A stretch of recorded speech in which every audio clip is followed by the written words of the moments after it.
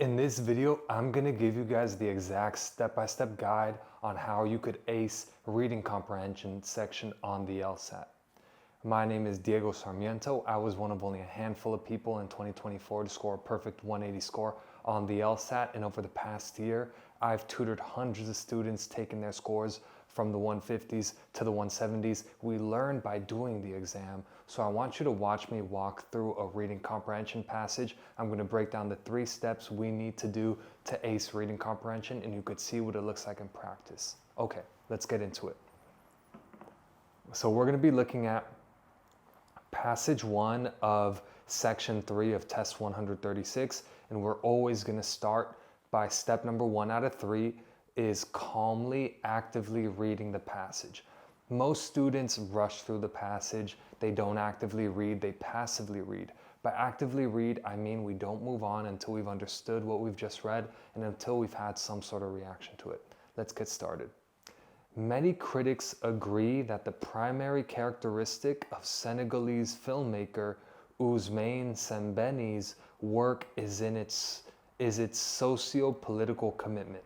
Okay, so here we want to point out that whenever we hear the word critics or dissenters or something like that, our ears need to perk up, because this leads us into step number 2, which is the most important step for reading comprehension. Step number 1, we calmly, actively read the passage. Step number 2, after every sentence we read, we're going to pause and we're going to ask, what is this sentence telling me about how the author feels about the topic, about the author's opinion on the topic? We want to ask this because this will help us a ton in the questions, and it helps us stay focused. If we go back to this one question after every single sentence, we're going to go back to this one question.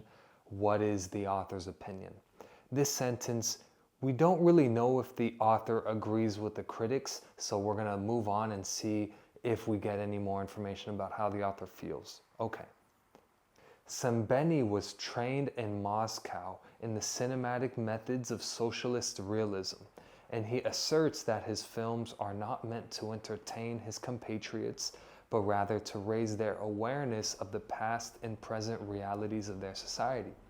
Okay, Sembène was trained in socialist film, and he's not trying to entertain people. He wants to raise their awareness. Okay, interesting. Again, we go back to that one question.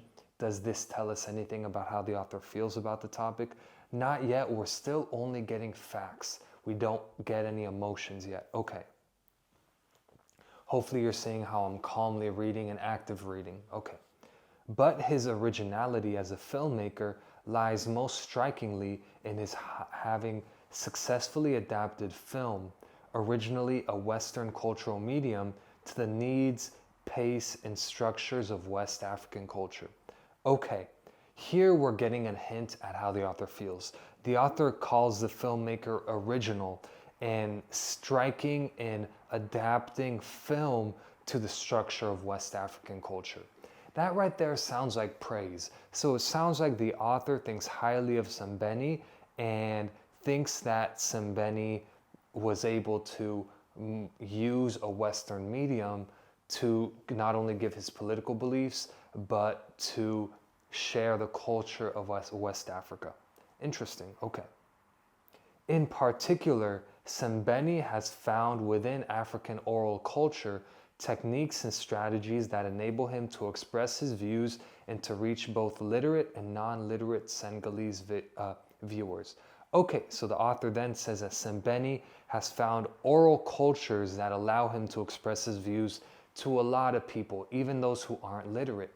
This again, when we ask, does this tell us anything about how the author feels? Most likely it's telling us that the author appreciates Sembène's work, being able to adapt African tradition to spread the message to a lot of people.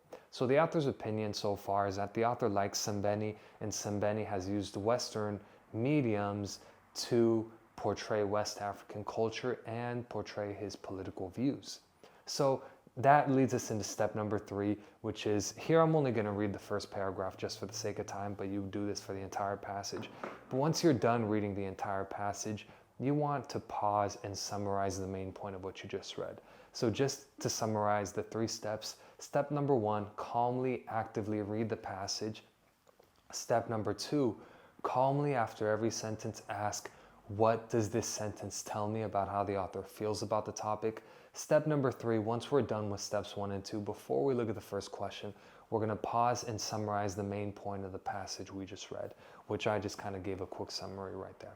Okay, once we've done those 3 steps, we go to the questions. And by the way, if you find any of this helpful, if you want more direct help, you could go to the link in the description, purchase a month of my tutoring. It comes out to less than $20 an hour. We'd love to have you there. Okay, now let's get into the question. And when it comes to the question, I'm going to read it, then I'll give you advice on how to answer. Which one of the following most accurately states the main point of the passage? Okay, so here we want to do 2 things. Always the biggest thing when answering questions on reading comprehension is we want to view every question as a must be true question. What does this mean? This means we're only going to choose answers that are supported by the text, that have evidence by the text, that have textual evidence. We're only going to choose answers that have textual evidence.